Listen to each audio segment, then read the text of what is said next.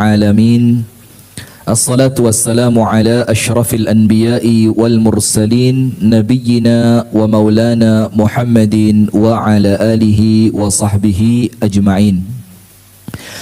أعوذ بالله من الشيطان الرجيم. يا أيها الذين آمنوا اتقوا الله حق تقاته ولا تموتن إلا وأنتم مسلمون. اللهم أنت ربي لا أعوذ بك من شر ما صنعت أبوء لك بنعمتك علي وأبوء بذنبي فاغفر لي فإنه لا يغفر الذنوب إلا أنت. أمسينا على فطرة الإسلام وعلى كلمة الإخلاص وعلى دين نبينا محمد صلى الله عليه وسلم وعلى ملة أبينا إبراهيم حنيفا مسلما وما كان من المشركين أما بعد. اللهم إنا نسألك علما نافعا ورزقا طيبا وعملا متقبلا آمين يا رب العالمين. Hadirin sekalian, ada ibu-ibu di belakang? Ada. Hadirin sekalian, ibu-ibu dan bapak-bapak jamaah pengajian Masjid Sabilis Salam yang semoga kita bersama dirahmati dan diberkahi oleh Allah Subhanahu wa taala. Puji dan syukur alhamdulillah kita haturkan kepada Allah atas limpahan nikmat yang Allah karuniakan kepada kita sehingga di sore hari ini kita dipertemukan Allah di waktu salah satu yang terbaik, yaitu menjelang azan maghrib atau menjelang buka puasa. Kita berdoa kepada Allah semoga apa yang kita amalkan, apa yang kita niatkan di sore hari ini mendatangkan ridha dari Allah untuk kita bersama. Amin ya rabbal alamin. Dan kemudian apa yang kita amalkan dan kita niatkan diterima dan dicatat oleh Allah sebagai ibadah. Amin ya rabbal alamin. Kemudian berikutnya salawat beriring salam semoga tercurah limpahkan kepada uswah kita, suri tauladan kita dan kekasih kita bersama Nabi besar Nabi agung An-Nabi Muhammad sallallahu alaihi wasallam beserta seluruh keluarganya, beserta seluruh istrinya dan seluruh sahabatnya serta umatnya yang setia menjalankan sunnah, tuntunan dan ajarannya ila yaumil qiyamah. Hadirin sekalian, di waktu yang singkat ini maghribnya 34 ya, 17:34. Maka insyaallah kita punya waktu sekitar 30 menit. Saya akan berbicara sedikit insyaallah, mudah-mudahan aplikatif ya, karena salah satu yang paling penting dari ceramah itu adalah apa yang kita ceramahkan itu betul-betul bisa diaplikasikan di dalam kehidupan kita sehari-hari. Maka insya Allah apa yang kita sampaikan ini singkat, mudah-mudahan bisa jelas, dan yang paling penting menjadi ilmu yang manfaat. Apa artinya? Menjadi ilmu yang betul-betul bisa mewarnai amalan kita sehari-hari. Amin ya rabbal alamin. Yaitu Ramadan syahru ad-du'a. Ramadan ini bulannya apa? Berdoa. Nah, ini yang kemudian salah satu ibadah yang banyak diremehkan di bulan Ramadan, sehingga jarang sekali kita lihat Ramadan itu betul-betul dimanfaatkan untuk bulan minta apapun yang kita inginkan. Rata-rata karena kita tahu Ramadan itu ini ibadah intinya 4. Jadi kalau kita masuk ke bulan Ramadan, ibadah inti di bulan Ramadan itu ada 4. Yang nampaknya ndak asik Ramadan itu kalau salah satu di antara 4 ini hilang. Nomor 1 puasa, nomor 2 salat tarawih, nomor 3 tilawatul Quran, baca Al-Quran, nomor 4 apa? Sedekah. Nah maka ya 4 ini Ramadan itu. Nah maka kemudian amal-amal yang lain itu nampaknya menjadi amalan yang apa? Yang diremehkan. Nah padahal ada satu keutamaan besar yang Allah janjikan untuk melengkapi kemuliaan Ramadan. Ada satu fadilah besar yang Allah berikan, bukan cuma melengkapi kemuliaannya Ramadan, tapi apa?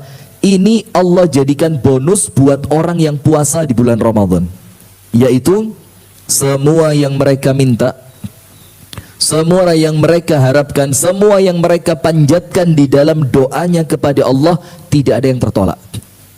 Nah, maka yang pertama, hadirin sekalian, Rasulullah sallallahu alaihi wasallam bersabda di dalam hadis yang hasan, laisa, riwayat Imam Ahmad, laisa syai'un akrama 'ala Allahi minad du'a. Tidak ada ibadah apapun yang lebih mulia ketika dilakukan seorang hamba di sisi Allah kecuali doa. Berarti menurut hadis ini, ibadah yang paling mulia, yang paling luar biasa di sisi Allah yang kita lakukan itu apa? Doa. Maka tidak pantas seorang hamba itu dikatakan hamba kalau dia tidak minta. Betul tidak? Hamba itu kan artinya dia bergantung kepada siapa? Kepada tuannya. Maka itulah kenapa di dalam Al-Quran dikatakan Allahus Samad. Allah itu tempat kita apa? Bergantung. Nah, ketika kita hanya bergantung kepada Allah, maka sah kita menjadi hambanya Allah. Itulah kenapa kemudian disebutkan di dalam hadis yang lain, man lam yas'alillaha yaghdhab alaih. Orang yang tidak mau berdoa kepada Allah, Allah murka sama dia. Allah marah kepada orang yang tidak mau meminta kepada Allah. Maka ayatnya apa? Innalladzina yastakbiruna an ibadati, orang-orang yang menyombongkan diri dari beribadah kepadaku. Ibadah di sini artinya apa? Doa.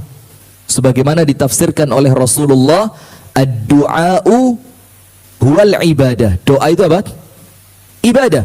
Maka dikatakan innalladzina yastakbiruna an ibadati, orang-orang yang enggan, tidak mau, malas dia dari meminta kepadaku. Apa Allah bilang? Sayadkhuluna jahannama dakhirin.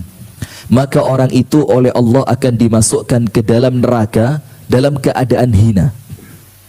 Jadi coba lihat, kita ini ngaji 2 jam bisa, taklim 3 jam, daurah, seminar bisa, taraweh berapa menit di sini?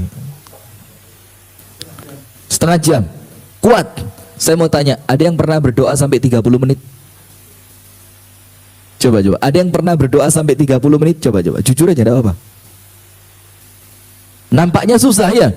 Padahal doa itu apa sih? Doa itu Anda ngomong kepada Allah apa yang Anda inginkan. Keinginan kita banyak apa sedikit? Terus kenapa tidak ngomong sama Allah?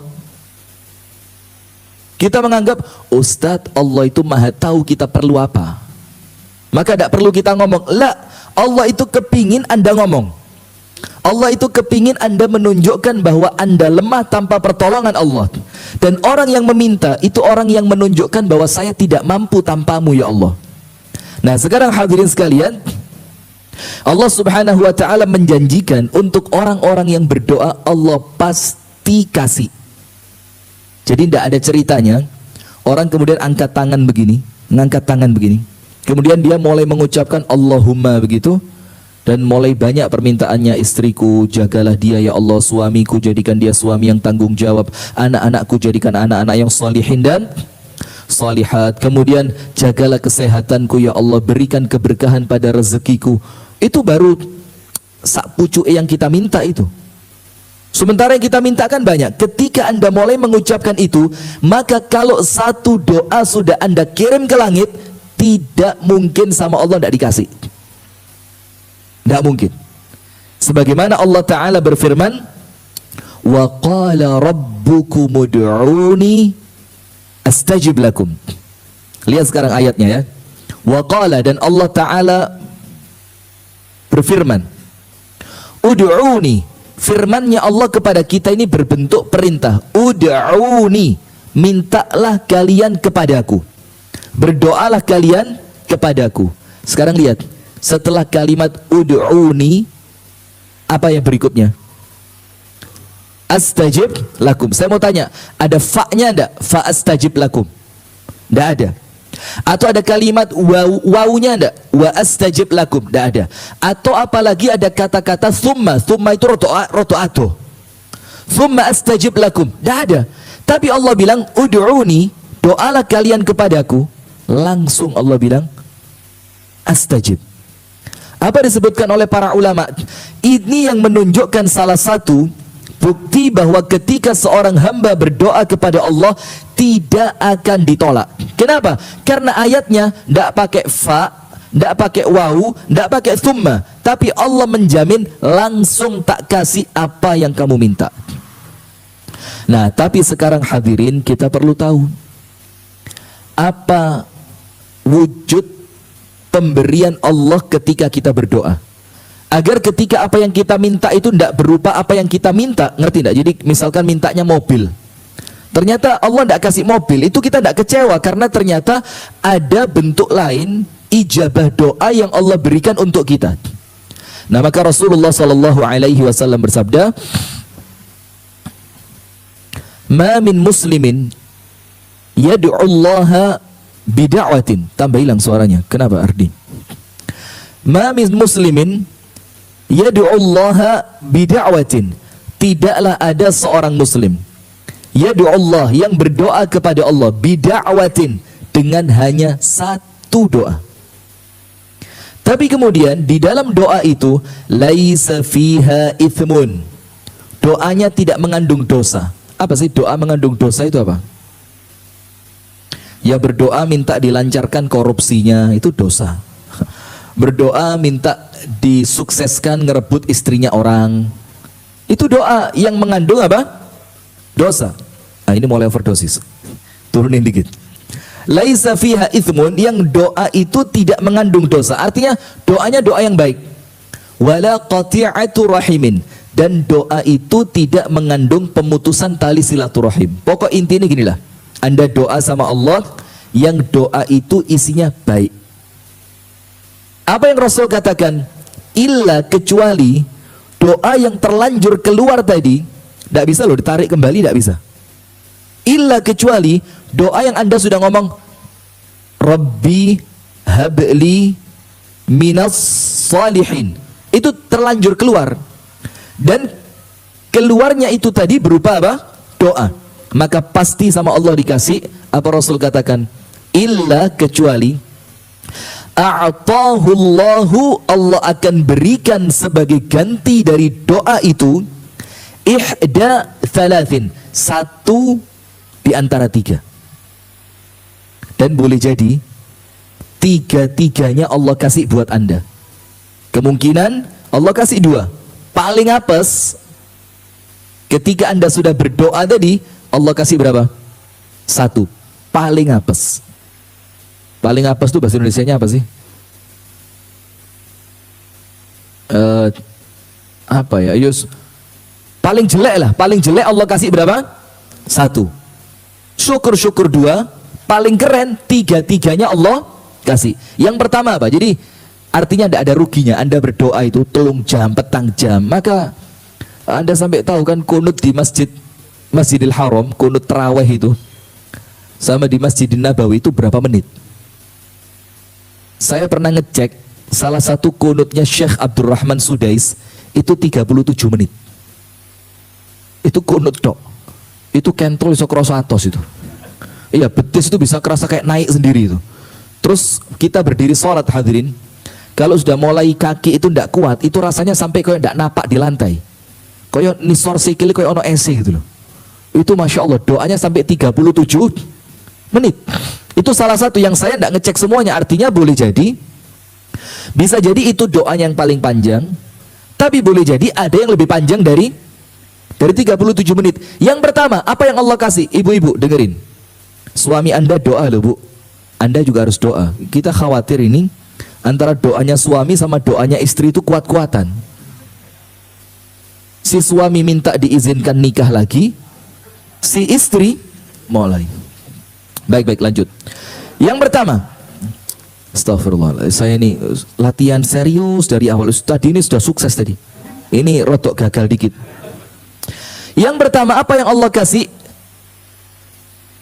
an yu'ajjila lahu da'watahu. Sama Allah, apa yang Anda minta langsung dikasihkan. Jeret. Minta sehat, langsung sehat. Minta dikasih nikah, langsung nikah. Minta lulus, langsung lulus. Minta anaknya diterima kedokteran, langsung diterima. Sekarang saya mau tanya, kapan sama Allah doa Anda itu langsung dikasih? Yang pertama, ketika tidak mengandung faktor yang menghalangi terkabulnya doa. Dan kita ini, mohon maaf ya, kita ini sudahlah. Jadi kalau doa kita sama Allah tidak kunjung diijabah, itu kita tahu diri. Karena boleh jadi apa? Banyak perkara-perkara yang menghalangi terkabulnya doa. Salah satunya apa? Masuknya makanan yang haram ke dalam tubuh kita. Dan makanan haram itu dua. Boleh jadi zatnya memang haram, seperti contohnya na'udzubillah ya, mudah-mudahan Allah selamatkan kita, amin ya Rabb. Minuman keras, babi, apa lagi? Narkoba, rokok belum tentu. Rokok haram apa enggak? Saya manut panjenengan aja sudah. Serius? Dah berani saya. Pokok ya sabu-sabu, kemudian minuman keras, itu zatnya yang haram, babi, bangkai, darah. Dan tidak tahu kalau di Malang ya, kalau di tempat kami sana Pak, itu dijual di pasar. Darah itu kayak puding gitu, didih itu. Tidak tahu di sini ada apa enggak? Mudah-mudahan ya. Atau yang haram apa? Sarana untuk mendapatkannya. Yang dibeli sate kambing. Tapi uang untuk beli sate kambing itu uang hasil korupsi. Atau dia tidak beli malah. Sate kambingnya orang tiba-tiba apa? Dia curi, na'udzubillah. Ini salah satu faktor yang menjadikan doa kita oleh Allah tidak kunjung diijabah. Semuanya tahu hadisnya kan? Seorang laki-laki safarnya panjang, rambutnya lusuh, pakaiannya berdebu, kemudian dia angkat tangan, ya Rabb, ya Rabb, ya Rabb, ya Allah, ya Allah, ya Allah. Apa Rasulullah bilang? Mana mungkin doanya sama Allah diijabah? Lawang makanannya haram, minumannya haram, pakaiannya haram, dan dia telah puas dengan yang haram. Itulah kenapa hadirin, tidak segampang itu. Dulu ngerti bahwa kerjanya haram, ngerti loh ya, beda kalau tidak ngerti. Tapi ditabrak, wes oke, baru tobat. Tidak semudah itu, tidak semudah itu, tidak semudah itu. Bahkan sampai ada omongan itu, dan ini ketoi guyon tapi tidak boleh. Wes, sing penting suge dhisik. Engko lek wis suge, tobat, mlebu masjid, nyumbang pondok ustadz sing paling terkenal, beres. Ditungakno surga inti. Tidak semudah itu. Iya. Nah maka yang pertama langsung sama Allah dikasih. Kapan itu yang pertama? Ketika doa kita itu tidak mengandung faktor-faktor yang menghalangi terkabulnya doa. Yang kedua, ketika Allah lihat kalau dikabulkan Anda jadi tambah baik. Karena tidak sedikit orang-orang itu ketika doanya dikabulkan, dianggap oleh dia doa itu baik, ternyata buruk. Contohnya, ya Allah saya minta nikah sama dia ya Allah. Dia tidak tahu. Ternyata setelah nikah sama dia semua keburukan muncul. Ya Allah saya kepingin dapat jabatan ini ya Allah. Dianggapnya sama dia apa? Baik. Tapi setelah jabatannya dapat, ternyata mendatangkan apa? Keburukan. Kalau seperti itu sama Allah tidak dikasih. Tapi kemungkinan yang kedua, kalaupun tidak langsung diberi apa yang Anda minta, maka yang kedua. Apa yang kedua? An yaddakhira lahu fil akhirah. Disimpan buat pahala nanti di akhirat. Dan dalam riwayat yang lain hadirin, Anda tahu besarnya pahala dari doa yang tertunda sebesar apa?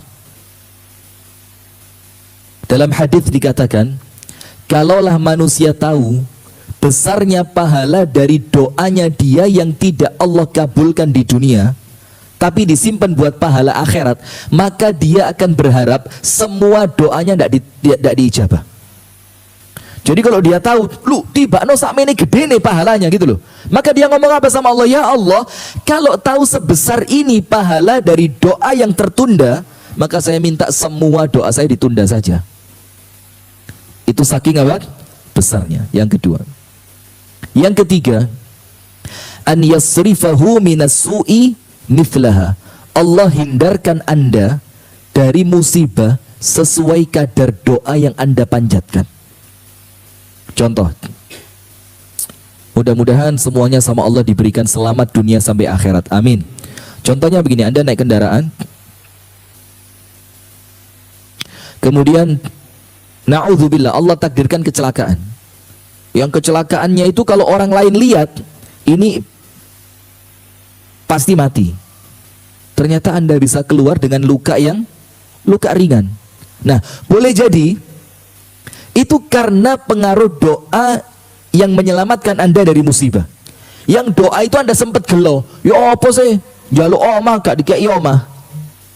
Tapi ternyata ada sesuatu yang lebih penting dibanding rumah. Mending mana punya rumah besok mati kecelakaan, dibandingkan rumahnya biasa tapi panjang umur sehat walafiat. Nah, tapi ingat, yang ketiga ini belum tentu doa Anda.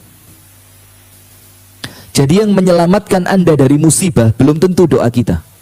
Boleh jadi siapa? Orang tua. Boleh jadi doanya istri. Boleh jadi doanya anak-anak kita. Dan kata Al-Imam Ibnul Qayyim, itu yang paling manjur untuk poin nomor 3 ini, doanya orang miskin yang Anda bantu. Kata Al-Imam Ibnul Qayyim Al-Jauziyah, yang paling manjur untuk dapat poin yang ketiga, itu doanya siapa? Doanya orang miskin. Ada bapak mau nyekolahin anaknya ke pondok, anaknya pinter, berbakat, tapi tidak punya biaya. Sekarang maaf ya, pondok itu sekarang sedikit sekali yang murah, itu sedikit. Yo ada saja. Cuma sedikit. Dekat kita ini udah 30 ke atas sudah uang pangkalnya. Daerah Sengkaling, Batu, Landung Sari itu sudah 40-an. Duit sopo, Pak? Duit sopo? Nyekolah anak petang 10 juta itu loh. Kalau ndak kaya betul, waduh. Tapi kok herannya sampai inden itu loh. Berarti wong sugih iki sajane yo akeh. Tapi nampaknya ngetok noleh awake melarat. Dan itu Allah tidak suka. Itu seakan-akan berkhianat atas nikmat yang Allah beri. Nah, sudah. Yang paling manjur untuk doa yang Allah jawab kepada kita dengan terhindarnya kita dari musibah, itu yang paling manjur doanya siapa? Orang miskin. Atau begini, anak muda kuliah, tapi kemudian di tengah-tengah perkuliahannya dia tidak punya biaya karena mungkin orang tuanya pilot, mungkin orang tuanya meninggal, maka Anda ambil dia sebagai anak angkat, lanjut kuliah, saya yang bayarin. Atau apa lagi? Ada orang miskin yang sakit, tidak bisa berobat, pasrah dia di rumahnya. Anda datang ke tempatnya dia, Anda bilang, silakan berobat, saya yang kasih biayanya. Loh, tidak punya BPJS tah? Anda tahu, ada beberapa penyakit yang tidak di cover sama BPJS, ya? Coba, sakit apa? Sakit miskin. Wah, mulai mancing lagi. Tolong Pak ya, saya ini latihan fokus ceramah itu bisa kayak ustadz yang lain gitu loh. Ilmu semua, ndak kakean guyon, dipancing. Sudah. Sekarang hadirin, pada poin yang ketiga, doa itu sama Allah tidak mungkin tidak dikasih kan? Nomor 1, langsung diberi apa yang dia minta. Nomor 2, disimpan sebagai tabungan pahala nanti di akhirat. Nomor 3, dihindarkan dari musibah. Ketika para sahabat dengar hadis ini, apa mereka ucapkan? Beh, enak betul. Mek ngomong tok lo, Allahumma tok lo. Tidak mungkin luput dari tiga-tiganya. Salah satu pasti dapat. Terus para sahabat bilang apa? Ya Rasulullah, idzan nukthir. Ya Rasul, kalau kami tahu sebesar itu pahalanya orang berdoa, sebanyak itu pemberian dari Allah kepada orang yang berdoa, maka kami akan kencengin doanya. Kami akan gaspol dalam doa. Apa kata Rasulullah? Allahu akthar. Allah kasih kepada kalian Jauh lebih banyak dibanding doa kalian.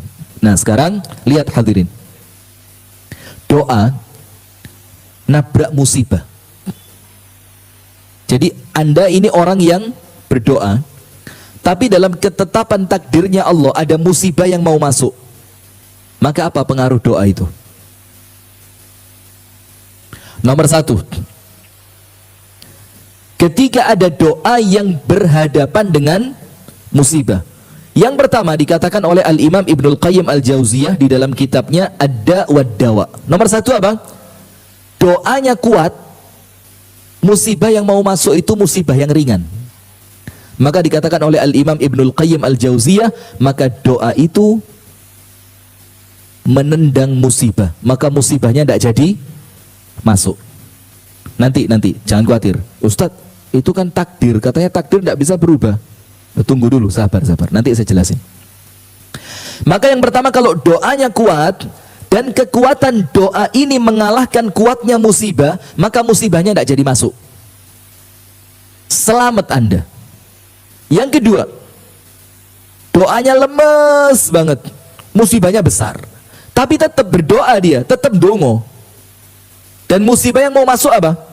Besar. Itulah hadirin, kenapa setiap gerak-gerik kita dalam agama Islam ini semua ada doanya. Betul apa enggak?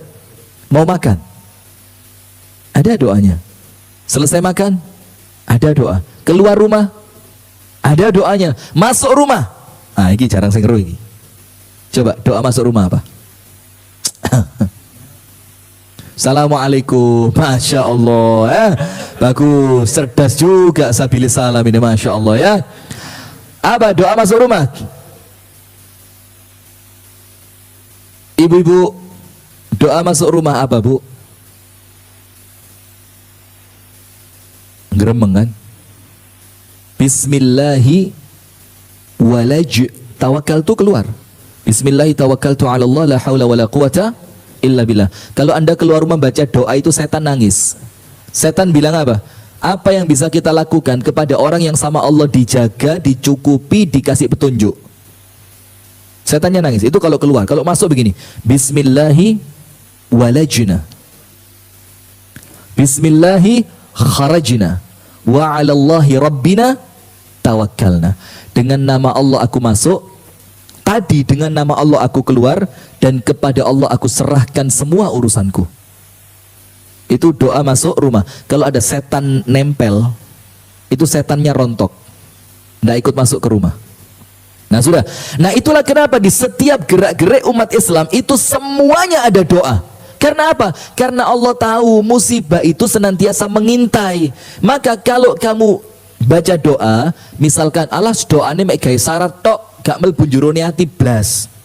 Bismillah tawakkaltu ala Allah la haula wala quwwata illa billah. Tidak ada masuk ke hati, tidak ada kekuatannya, tidak ada. Maka apa? Doanya lemah, sementara musibah yang mau masuk besar. Apa pengaruhnya doa ini?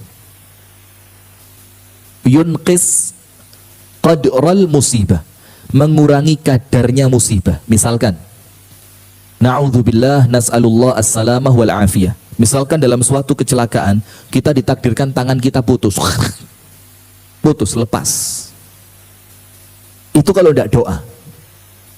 Kalau Anda berdoa, yang tadinya seharusnya putus, itu sama Allah kadarnya dikurangi, mek kecekluk tok.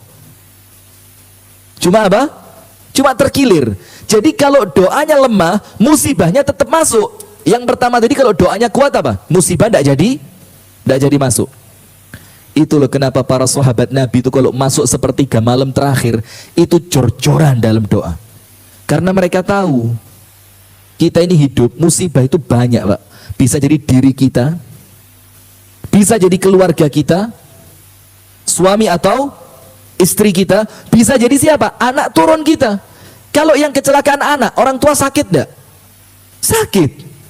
Nah maka dengan itu mereka tahu mereka tidak mau sakit, maka mereka kuat dalam doa. Karena mereka tahu kalau doanya kuat, musibah tidak jadi masuk. Kalau doanya tarafnya kita, doanya lemes, musibahnya besar, musibahnya tetap masuk. Tapi apa? Mengurangi kadar musibah. Contohnya tadi misalkan seharusnya tangannya putus, bukan patah loh, putus. Tidak bisa disambung, putus. Tapi karena ada doa di sana, maka tidak jadi putus tapi sekedar terkilir. Misalkan musibahnya, mobilnya seharusnya hancur, tapi karena ada doa, mungkin mobilnya cuma bempernya tok yang peok. Begitu. Yang ketiga, apa kata Ibnu Qayyim? Yang pertama, doanya kuat, musibahnya lemah, maka musibahnya tidak jadi masuk. Yang kedua, doanya lemas, musibahnya kuat, maka musibahnya tetap masuk tapi mengurangi apa? Kadar. Nomor tiga, apa kata Ibnu Qayyim? Antara doa dan musibah itu surung-surungan. Ngerti tidak maksudnya surung-surungan itu? Mereka senantiasa apa? Dorong-dorongan. Mana yang lemah, maka dia akan kalah. Misalkan musibahnya yang lemah dan doanya terus tidak berhenti, maka musibah itu pergi, tidak jadi masuk. Tapi kalau ternyata musibahnya yang kuat, dan ketika Anda tengah-tengahin dongo moro-moro males berhenti, musibahnya punya peluang untuk masuk. Nah, maka antara doa dan musibah ini yang kata Ibnu Qayyim paling banyak. Ketika Anda lalai berdoa, maka musibahnya pasti masuk. Nah, sekarang ketika puasa, kita bilang Ramadan ini bulannya apa tadi? Doa. Maka ada 3 hadis minimal yang menunjukkan keistimewaan yang Allah berikan di dalam doa untuk orang yang puasa. Maka saya mesti ngelihat umi saya, ya Allah, mudah-mudahan Allah kasih sehat walafiat, panjang umur. Kalau puasa itu mulai isu sampai masak buat buka puasa, itu di mulutnya itu nama anak-anaknya. Di mulutnya ini nama anak-anaknya. Rifki ya Allah, Jogon ya Allah, Haidar ya Allah, Faris ya Allah. Itu mulai sahur sampai buka. Dan ini yang menjadikan Allah itu tidak akan sampai menjadikan anaknya celaka. Anda tahu dalam surat Al-Kahfi kan, yang ketika Nabi Musa jalan bersama siapa? Khidir. Sekarang lagi rame nih, belajar sama Khidir. Tahu beritanya ya? Sudah. Kemudian Khidir itu sukarela, ada tembok yang mau rubuh, sama Nabi Khidir diapain? Diperbaiki. Nabi Musa protes dalam tanda kutip. Apa kata Nabi Musa? Lau syi'ta lattakhadta alaihi ajra. Khidir, kita tadi masuk ke kampung ini, kita minta makan sama orang kampungnya tidak mau kasih makan kita. Kalau ini tembok kita kerjakan, kita bisa dapat apa? Uang. Nanti dari uang itu kita bisa beli makan. Artinya kenapa kamu dirikan tembok ini secara cuma-cuma, sukarela? Dijawab sama Allah apa? Tembok itu milik 2 anak yatim yang di bawah tembok tersimpan peninggalan bapak mereka, yang Allah kepingin ketika mereka dewasa harta ini terselamatkan untuk mereka. Sekarang pertanyaannya, apa sih yang menjadikan Allah itu harus ikut campur dalam jaga hartanya anak yatim ini? Jawabannya cuma satu. Wa kana abuhuma shalihah. Karena bapak mereka dulu waktu masih hidup adalah bapak yang apa? Soleh. Dan Anda tahu karakter terbesar orang soleh itu apa? Doa. Mau tahu dalilnya? Saya mau tanya, anak soleh yang bisa ngirim pahala buat orang tua yang sudah meninggal itu anak soleh yang ngapain? Hah?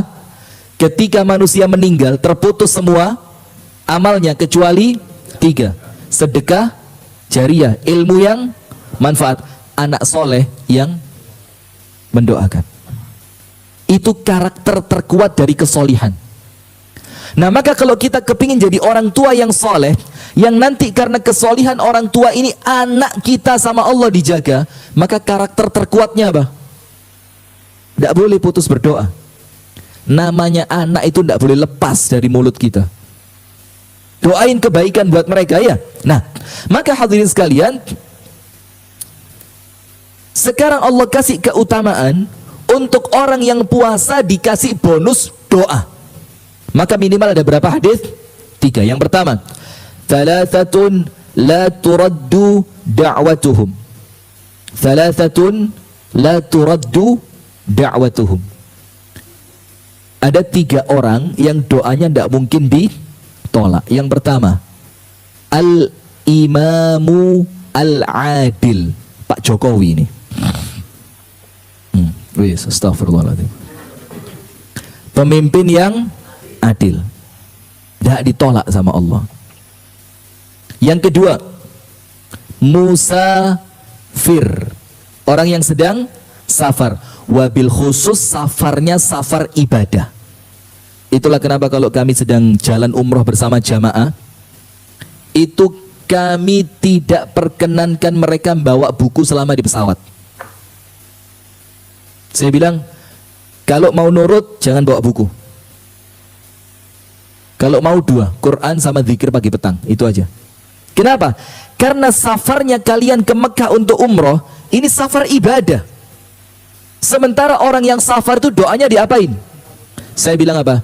Tulis ketika di lounge, tahu lounge? Warteg, ruang tunggu di bandara itu ya. Saya kasih kertas satu-satu. Saya kasih pulpen. Kalau tidak punya pulpen, saya suruh nulis siapa yang penting untuk didoakan. Tulisan. Nanti ketika di pesawat baca. Karena ini safar. Doanya orang yang safar sama Allah apa? Tidak ditolak. Yang ketiga apa? Du'aus shaim. Doanya orang yang shaim, puasa. Berarti mulai apa? Mulai adzan subuh sampai adzan maghrib. Maka kemarin di Masjid Al-Mu'minun Mahakam, saya suruh jamaah sambil dengerin pengajian sambil doa. Karena kemarin lengkap. Jumat antara asar sampai maghrib, hujan, masjid, puasa, taklim. Saya bilang sama jamaah apa? Sambil dengerin saya ceramah, sambil doa. Eman-eman kalau enggak. Itu hadis yang pertama, doanya orang puasa sama Allah tidak ditolak. Hadis yang kedua, wasaimu hina yuftir, orang yang puasa pas buka puasa.